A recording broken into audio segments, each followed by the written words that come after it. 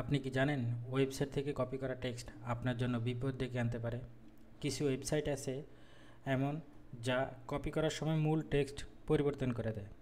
আপনার কাছে মনে হলো কিছু দরকারি কিছু কপি করতেছেন, কিন্তু ক্লিপবোর্ডে সেটা বদলে যায়। জাভাস্ক্রিপ্ট দিয়ে সেটা পরিবর্তন করা যায় এবং আমি সেটা দেখাই দিতেছি কিভাবে। তো এটা হলো মূল টেক্সট। আমরা এটা যখন কপি করব, কপি ঠিক আমরা এখানে আবার পেস্ট করে দিই। তো দেখেন এটা পরিবর্তন হয়ে গেছে।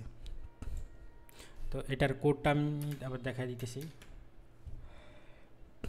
এটা হলো আমাদের নর্মাল টেক্সট, আর ঠিক এটা হলো জাভাস্ক্রিপ্ট।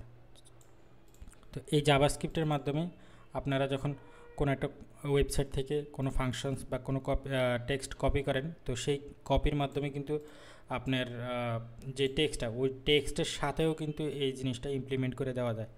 তো আপনি যখন সেই টেক্সটটা বা সেই কোডটা আপনি যখন অন্য একটা ওয়েবসাইটে বা আপনার পার্সোনাল কিছুতে আপনি অ্যাড করবেন, তখন কিন্তু তারা সেটার মাধ্যমে আপনার ওয়েবসাইটটা হ্যাক করার সম্ভাবনা থাকে বেশি।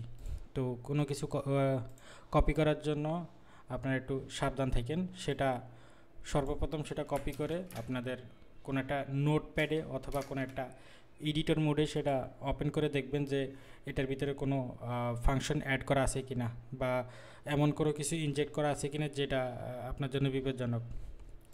তো ধন্যবাদ সবাইকে।